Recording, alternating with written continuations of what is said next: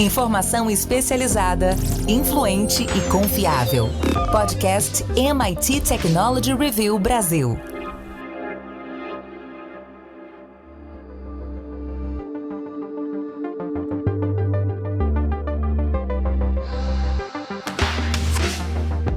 Olá, eu sou o André Miceli e esse é mais um podcast da MIT Technology Review Brasil. Hoje eu, Rafael Coimbra e Carlos Aros vamos falar sobre a moda no metaverso. Pois é, esse foi um tema que explodiu ao longo do ano, não a moda, mas o metaverso. A gente ficou cansado a respeito, mas inevitavelmente o metaverso vai continuar a sua caminhada.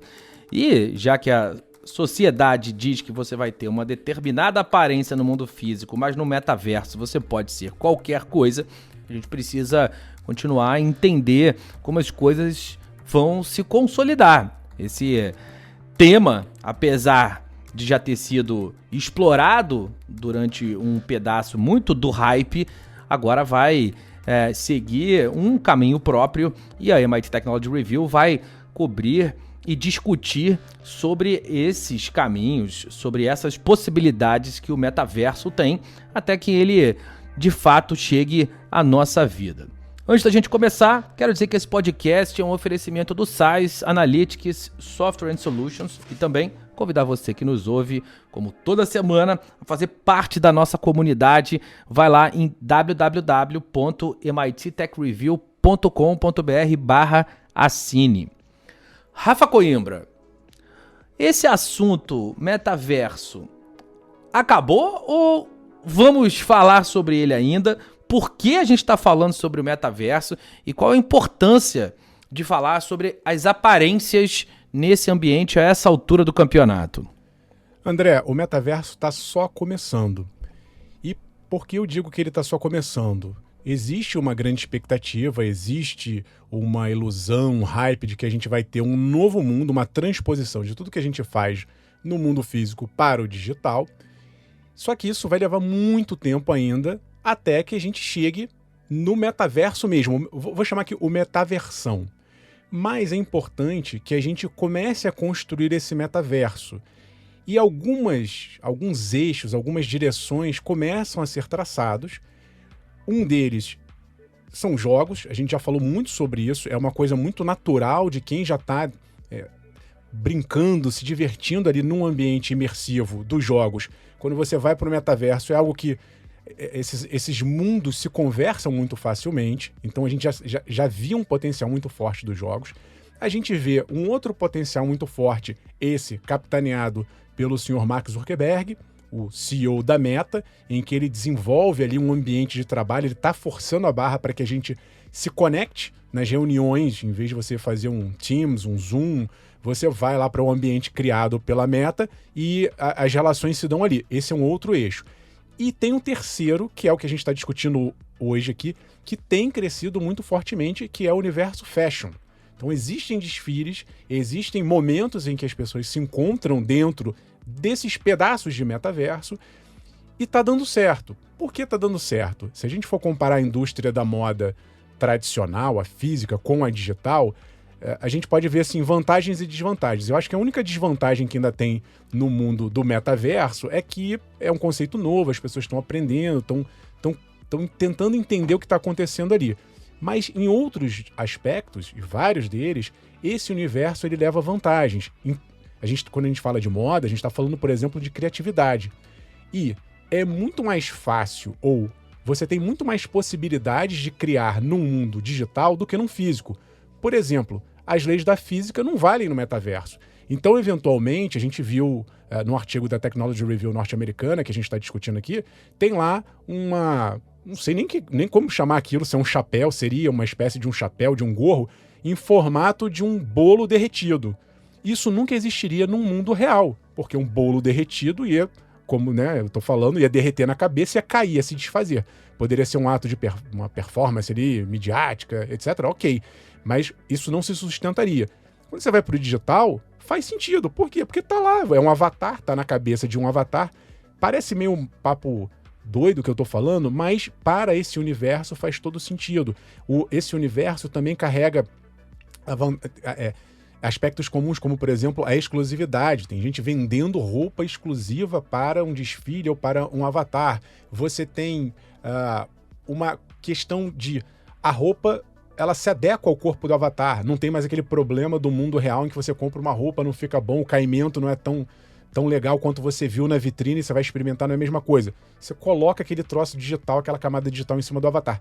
Tem uma série de vantagens, fora o preço, né? Porque você não tem que produzir aquilo realmente, o algodão, seja lá qual for o material que você for usar para fazer a roupa, transportar aquilo. É basicamente uma criação que tem um custo ali mínimo, impacto ambiental também mínimo. Eu acho que a gente vai ter uma pegada dentro desse ambiente de ESG, de preocupações ambientais com um novo público cada vez mais cobrando das empresas esse menor impacto ambiental. Então tem uma série de vantagens que, se você coloca num conjunto todo, isso faz sentido, óbvio, como eu digo, para o metaverso, para pessoas que estão navegando já nesses protótipos de metaverso, mas eu acho que sim, 2022 foi um ano que consolidou essa tendência e que, nesse eixo, ele vai ter um sucesso tão ou maior que o do trabalho, ou até equivalente, talvez, quem sabe, dos games. Carlos Aros, o Rafa fez um belo panorama, tanto dos diferentes eixos, vamos chamar assim, do metaverso, de possibilidades de aplicação.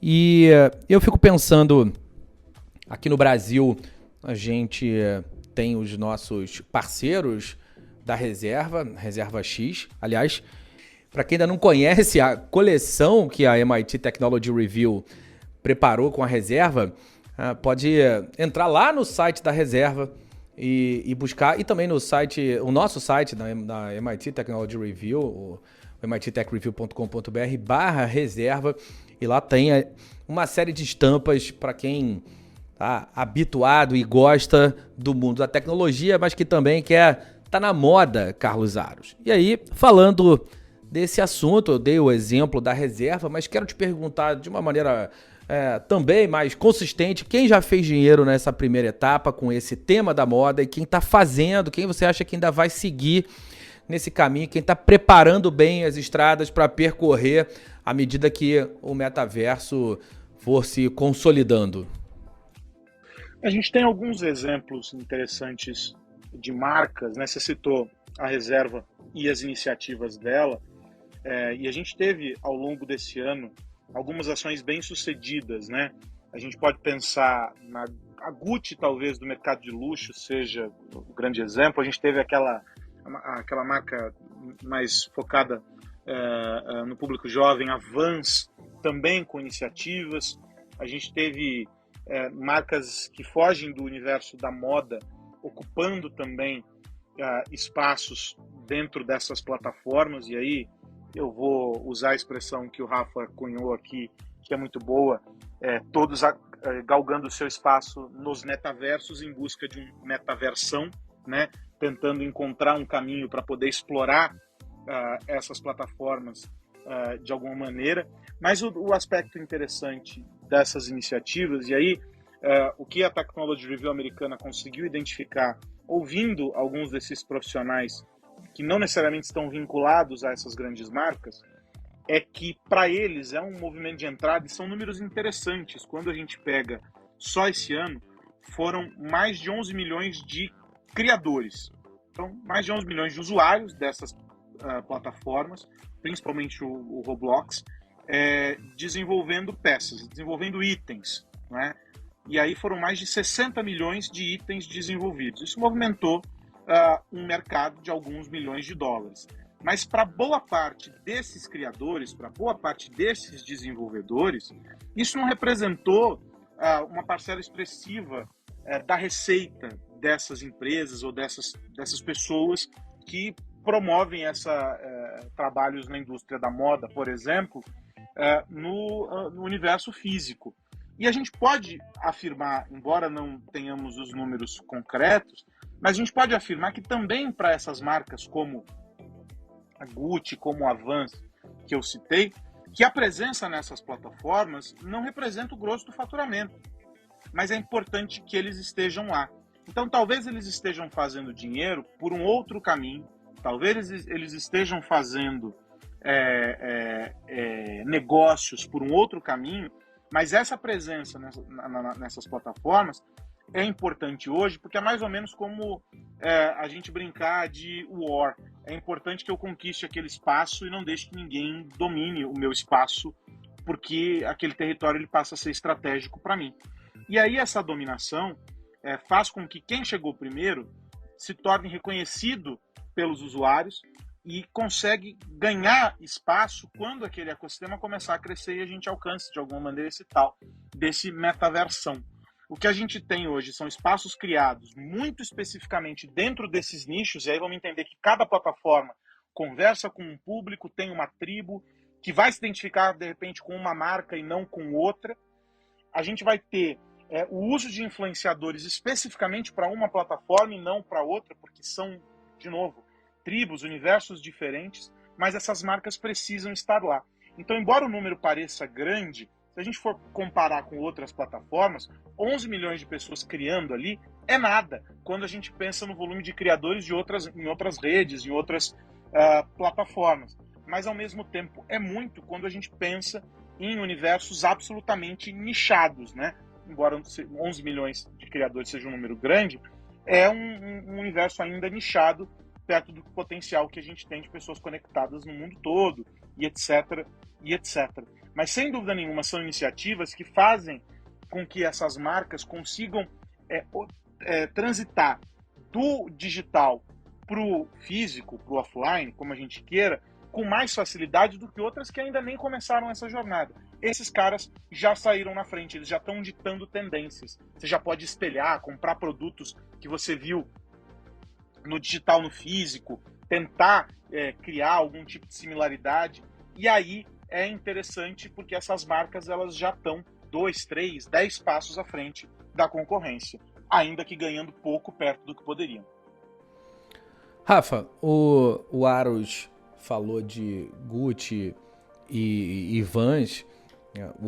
O artigo que a gente está discutindo é o The Metaverse Fashion Stylists Are Here, que saiu originalmente na MIT Technology Review americana e que já vai estar publicado aqui na MIT Tech Review do Brasil também, com algumas contextualizações e características locais.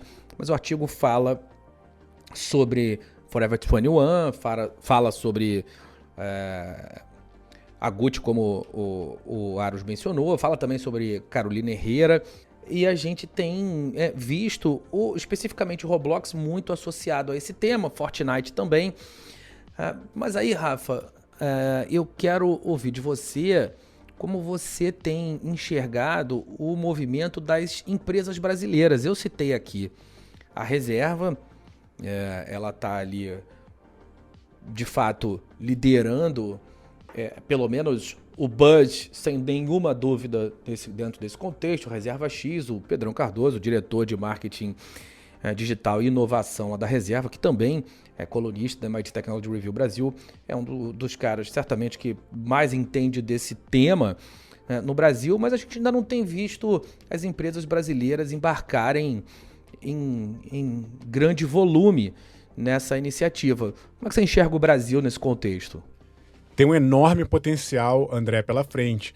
Se a gente pegar o exemplo que vocês estavam falando aí da Forever 21, que foi uma marca, uma cadeia que tomou um baque fortíssimo porque abria lojas físicas a cada esquina de Nova York, tinha unidades aqui no Brasil, e aí quando ela começa a competir com o digital, ela chegou, eu não lembro aqui, mas não sei se chegou a falir ou a pedir falência.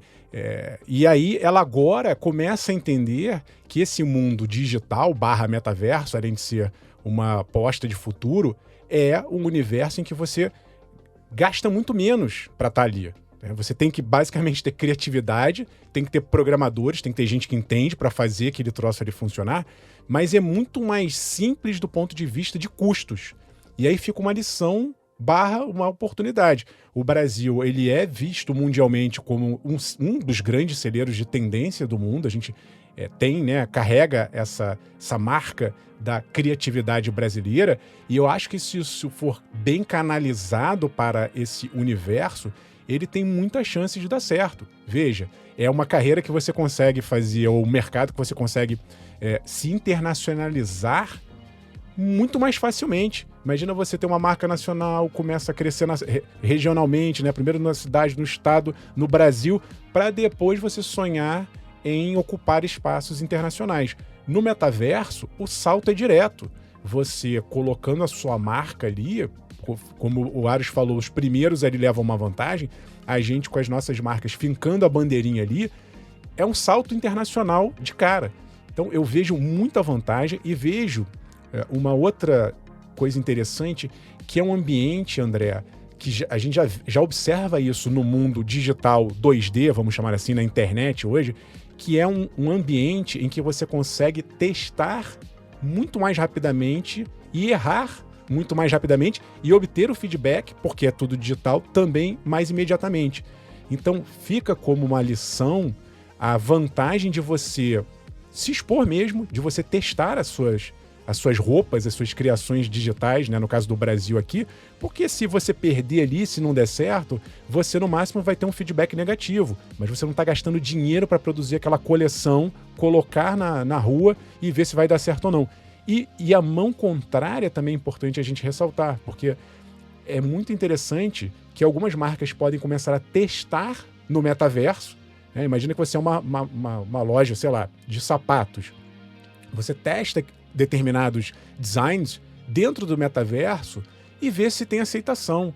Talvez não desrespeitando as leis da física, como eu coloquei há pouco, mas se você faz um sapato no metaverso que possa ser replicado no mundo real, talvez a partir do feedback que você tiver dos seus consumidores num desfile de moda no metaverso, por exemplo, você pode falar, pô, o pessoal gostou dessa cor, gostou desse design aqui desse sapato, vou trazer do metaverso para o mundo real. Então eu acho que é uma dupla mão e contramão do físico e digital que pode ser explorado, repito, para testagens rápidas, baratas e em nível internacional. E uma vez que você conseguir emplacar, você tem um mundo à sua disposição. E tem um outro ponto aí, Rafa, e aí a gente foge, por exemplo, da questão que envolve a indústria da moda. Eu tive recentemente com um diretor da Ambev, e era um evento sobre compliance, a gente estava falando sobre proteção de dados, etc. E aí estávamos falando sobre as propriedades digitais e como é importante protegê-las e tal. E em um dado momento, eu citei a questão do metaverso e tudo mais, e aí ele disse assim, pois é, e para nós, diferente de outros mercados, eu talvez não vá vender a minha cerveja lá no metaverso. Aí eu falei, talvez você não vai vender o líquido que ninguém vai beber, mas a exposição da marca, a experiência, ele falou exatamente, ele falou, o produto tem que estar lá. Ele falou, então o desafio agora para cada uma das marcas, ele citou lá, e eu não vou lembrar de cabeça o número de marcas que estão embaixo do guarda-chuva da Ambev, mas ele dizia assim, para cada uma dessas marcas, a nossa preocupação é, precisamos estar de alguma maneira nessas plataformas, precisamos estar interagindo com o nosso público. E aí o olhar dele, e eu achei muito interessante, isso conecta com isso que você está dizendo, ele, óbvio, não a internacionalização, porque já é um conglomerado, né, internacional, mas ele dizia assim, para nós é importante a percepção de que o tempo inteiro a gente está junto, a gente pode fazer parte da rotina do nosso consumidor. O cara só vai abrir a cerveja, eventualmente, no momento de lazer, lá no final do dia, mas no digital, essa conversa e essa história se arrastam para outros vários momentos, essa percepção muda, a relação com a marca muda.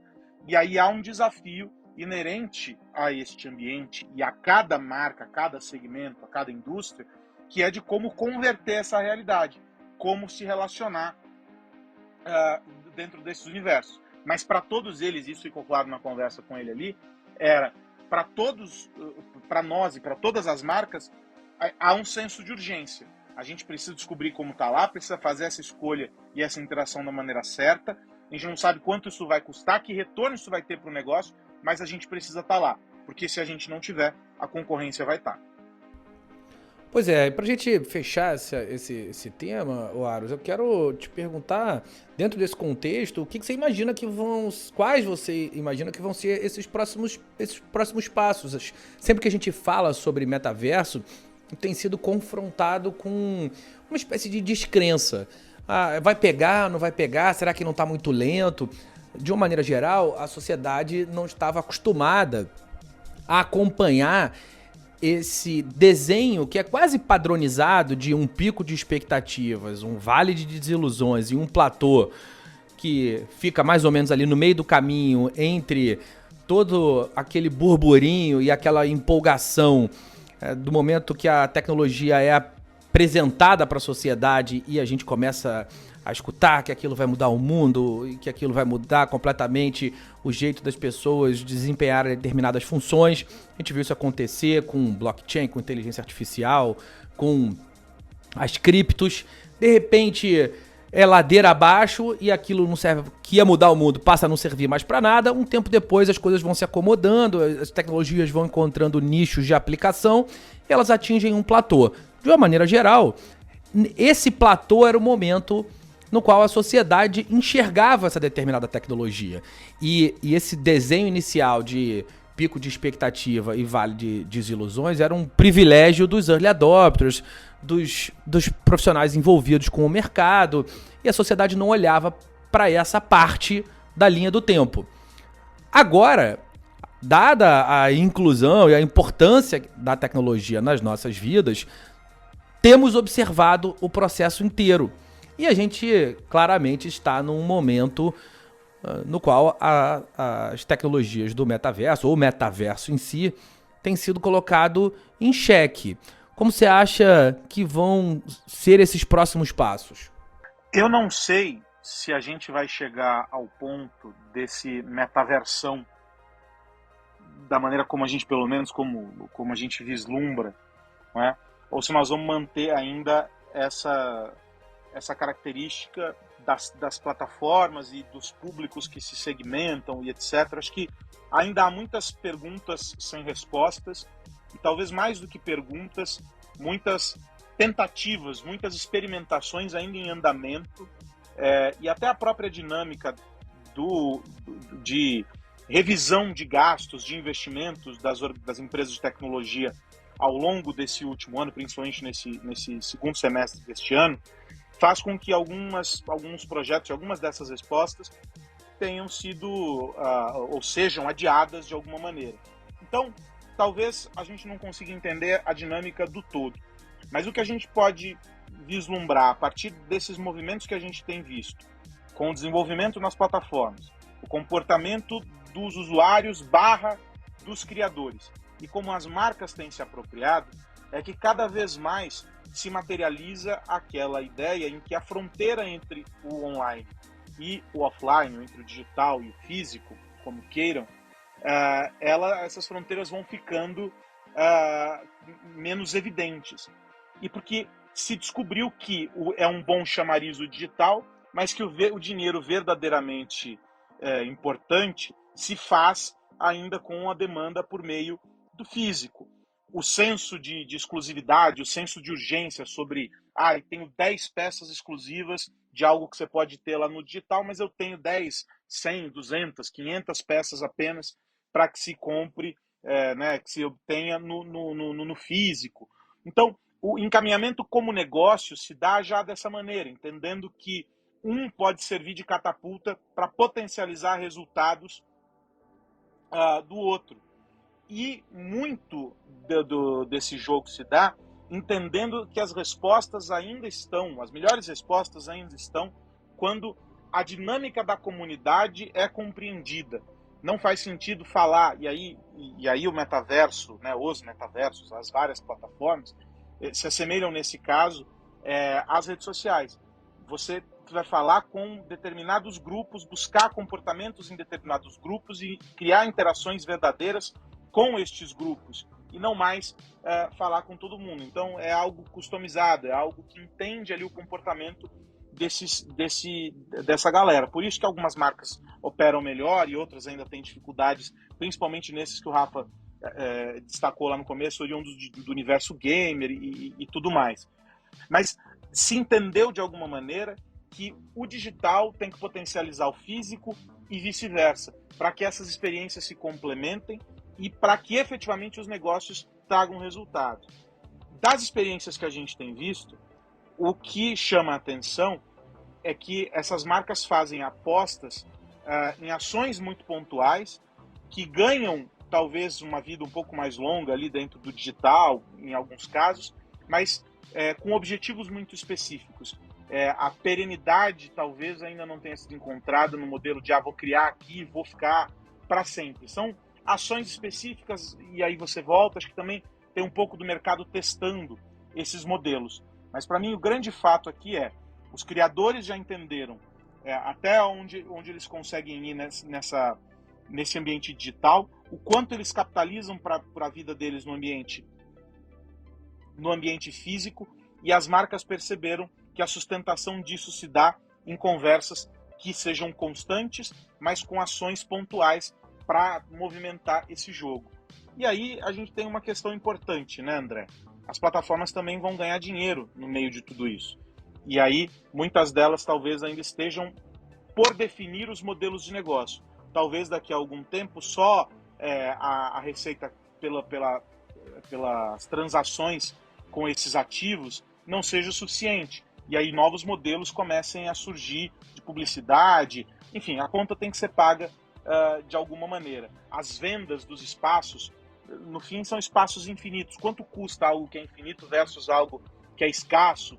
E daí você tem uma série de modelos de negócios surgindo. Mas para mim ainda tem muito dessa história que a gente já discutiu aqui em outros momentos, que para a grande maioria das pessoas, falta responder uma pergunta, que é a seguinte: qual é a efetividade disso? Para que serve? É só para o entretenimento? Se for para o entretenimento, apenas vai ocupar um espaço X na minha vida. Isso é coisa de moleque, isso é coisa da molecada. Então, é preciso mostrar para as pessoas para que serve, comprovar isso. E aí as pessoas vão começar a adotar. Se for só para o entretenimento, é legítimo, mas aí vai ocupar um espaço restrito na vida. E a gente sabe que o potencial, no fim do dia, é bem maior, né? Pois é, e nós por aqui vamos seguir analisando essa história toda. Evidentemente, estamos no começo dessa estrada. Depois de falar sobre o metaverso, vamos falar sobre os negócios, os ecossistemas e vamos falar também das estratégias de valor, nosso momento oferecido pela UI Parthenon. Vamos lá. Momento Estratégias de Valor. Momento Estratégias de Valor. Apresentado por UI Parthenon. Mais um episódio do nosso Momento Estratégia de Valor apresentado pela UI Parthenon. Hoje vamos falar sobre ecossistemas de saúde, tema importantíssimo. Quem vai nos ajudar a entender o que está acontecendo nesse setor e saber como desenvolver as melhores estratégias é a Luciana Infante. O ecossistema de saúde já era extremamente complexo, com diversos atores. Veio a pandemia e tornou tudo ainda mais desafiador. Como vem se dando a reconfiguração do setor? Pois bem, grandes aprendizados pós-pandemia. Como você bem colocou, tamanha complexidade e os stakeholders aí do ecossistema, acho que a gente pode extrair 3 grandes agendas, né? Nós aprendemos que não nos unirmos e não nos integrarmos, não conseguimos entregar valor final no cuidado do paciente. Isso foi latente na pandemia e esse é um aprendizado que a gente traz para esse momento pós-pandêmico. Integração com foco no cuidado. Segundo ponto importante que a gente aprendeu na pandemia é que a experiência do paciente foi redesenhada. Hoje a gente tem novas portas. A telesaúde, a telemedicina veio para ficar, foi um elemento importante de proteção e criou uma nova cultura. Eu diria para você que a importância da saúde na vida do brasileiro também criou uma agenda de reposição do ecossistema. Então, são fortes elementos de transformação do ecossistema de saúde que provoca e rediscute o papel de cada um deles dentro deste ciclo de atendimento à saúde. Se você ficou interessado na nossa conversa e quiser se aprofundar mais, tem muito material bacana no nosso site www.mittechreview.com.br. É só procurar o tópico Estratégia de Valor que você vai encontrar diversos artigos lá. Na próxima semana tem mais Estratégia de Valor apresentado pela UI Parthenon. Até lá!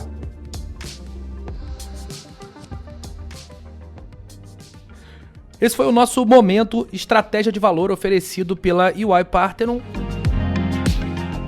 O que mais você precisa saber? E agora, segue o jogo. Rafa Coimbra vai ficar de olho no que nesse finalzinho de ano? André, estou de olho numa pesquisa divulgada agora, um relatório divulgado por um site especializado chamado Cyber News, que me chamou muita atenção, porque eu estou comprando uma câmera nova aqui para casa, uma câmerazinha de segurança, e eu fiquei muito impressionado, primeiro, quando eu fui fazer essa compra, como os preços baixaram em relação à capacidade das câmeras. As câmeras estão muito boas, a um custo muito acessível. Dito isso, voltando ao relatório, por que eu estou falando isso? Porque esse relatório ele avaliou 3,5 milhões de câmeras de monitoramento aí, comercial, residencial, de todos os tipos, no Brasil, China, Estados Unidos, Rússia, Índia, México e Coreia do Sul. E essas 3,5 milhões de câmeras estão vulneráveis, segundo esse relatório.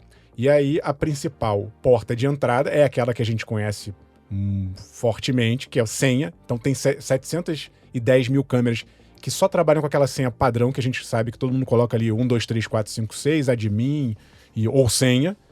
E tem 21 mil câmeras que não precisam nem de autenticação. Sobretudo as mais antigas, elas estão muito defasadas em relação à segurança. As mais novas, esse relatório até aponta que deu uma melhoria. E eu não estou falando de marca desconhecida não vou citar nome aqui não, mas são as maiores marcas, todas elas, segundo esse relatório aqui, apontadas como câmeras. Eu não vou dizer nem que elas são tão vulneráveis, mas elas não oferecem ferramentas de segurança para que a pessoa que está do outro lado ela possa adotar essas ferramentas. Então é uma combinação de falta de camadas de segurança com a falta de educação no sentido de cultura mesmo, da gente proteger. Muita gente se preocupa com a senha do e-mail, a senha do telefone, mas a câmera de segurança que está instalada em casa, ou quando a gente vai para um ambiente comercial, muitos desses lugares não se dão a essa preocupação. A gente tem uma lei geral de proteção de dados no Brasil, mas cá entre nós, depois que esse material, eventualmente, se ele cair na mão de alguém mal intencionado,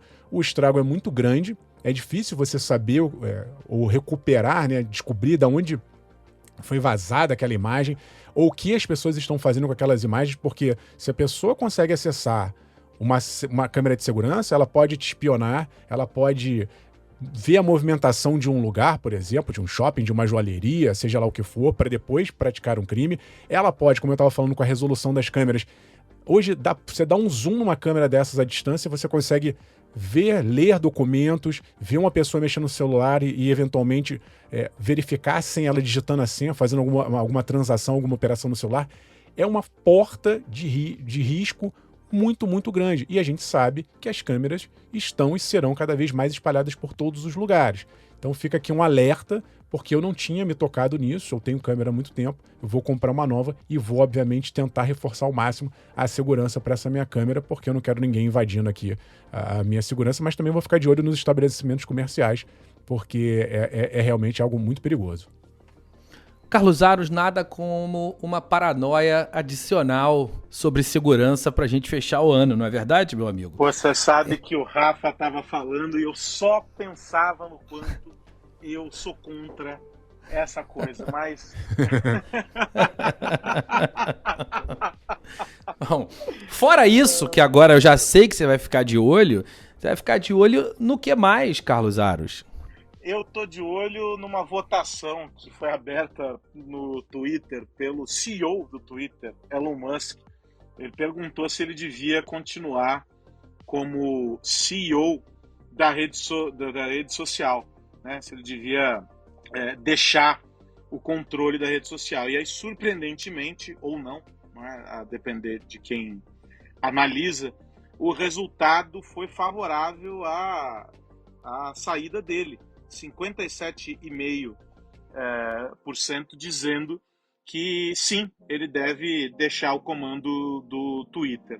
Como há algum tempo atrás o Elon Musk tweetou sobre as enquetes que fazia Vox Populi, Vox Day, Acho que se ele mantiver a mesma linha, ele já deve estar nesse momento contratando um headhunter para o seu substituto no comando do Twitter.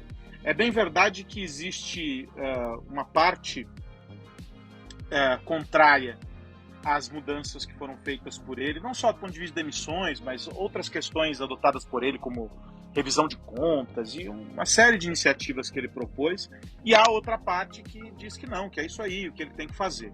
Há mobilizações aí, a gente pode dizer que algumas delas nem tanto se referem às ações em si, mas à publicidade, ao marketing que ele faz no entorno dessas decisões, e aí sobra para todo mundo. Tem até órgão internacional, tipo a ONU, dizendo que a liberdade de imprensa não é um brinquedo, porque houve banimento de contas de profissionais da CNN, do Washington Post e etc.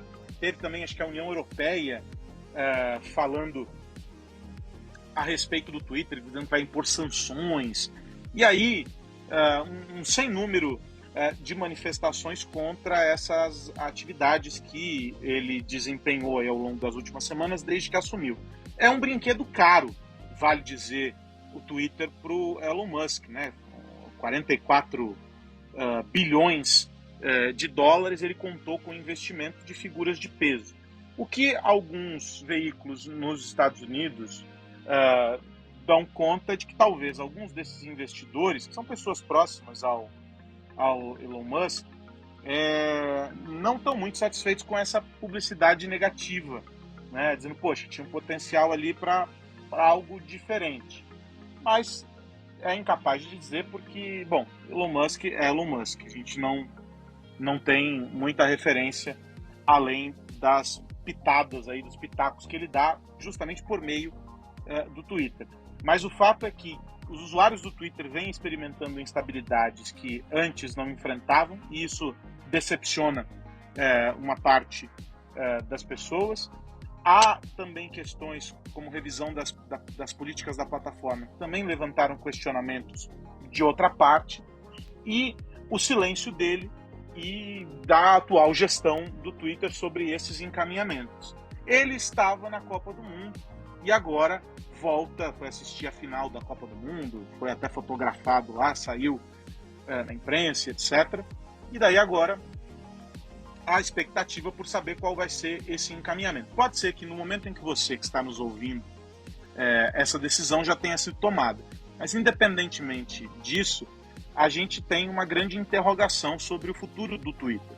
Porque com Elon Musk, ou sem Elon Musk, ele como CEO, ele continua como dono, e a gente já sabe qual é o caminho que será, quais os direcionamentos. Mas a gente fica com dúvidas sobre o futuro da plataforma. Ela estava andando de lado e agora arrisca perder usuários e investimentos, ou seja, é uma plataforma importante porque e não deixa de ser uma caixa de ressonância do que acontece no mundo, mas com questões importantes para serem resolvidas internamente. E aí, esse show de marketing que o Elon Musk faz em torno de tudo acaba por complicar o processo de resolução dessas questões. A ver não só o resultado desta enquete, que eu insisto, se você está nos ouvindo já no final da semana, pode ser que o resultado já tenha sido oferecido e ele pulou fora como CEO, mas o Twitter tem questões muito maiores do que saber quem ocupa a cadeira de CEO. É a própria revisão da plataforma como um todo. Bom, meus amigos, antes da gente ir, eu quero lembrar que esse podcast é um oferecimento do SAIS. E também quero voltar a convidar você que nos ouve a entrar para a nossa comunidade lá em www.mittechreview.com.br/assine. Nossa última edição, a edição número 9, já está lá, a última do ano. Também já começamos a colocar os nossos relatórios de fim de ano, mas eles estão disponíveis só para os assinantes. Rafa Coimbra, meu amigo, até semana que vem. Abraço, André Aros, e a todo mundo que nos ouve. Até semana que vem. André tá falando de algumas mídias em que a gente tá? Com o nosso conteúdo. Tem papel, tem digital, tem site, tem rede social, tem podcast, tem áudio, tem vídeo, tem canal no YouTube, tem de tudo um pouco. Eu convido vocês a entrar em algumas dessas nossas redes e como a gente está nesse momento de transição 2022-2023, diga lá em qualquer uma dessas redes o que você achou de 2022, o que você está esperando para 2023. É muito interessante saber o que vocês estão pensando também. Um abraço e até semana que vem. Carlos Aros, até semana que vem. Até a semana que vem, André, um abraço para você, para o Rafa, e vamos ficar de olho nessa enquete aí do Elon Musk para saber qual vai ser a decisão dele, Vox Populi, Vox Dei ou não. Um abraço para vocês. Meus amigos, semana que vem tem mais podcast da MIT Technology Review Brasil para a gente falar sobre tecnologia, negócios e sociedade. Um grande abraço para você que nos ouve. Tchau, tchau. Você ouviu o podcast MIT Technology Review Brasil, apresentado por Tech Institute.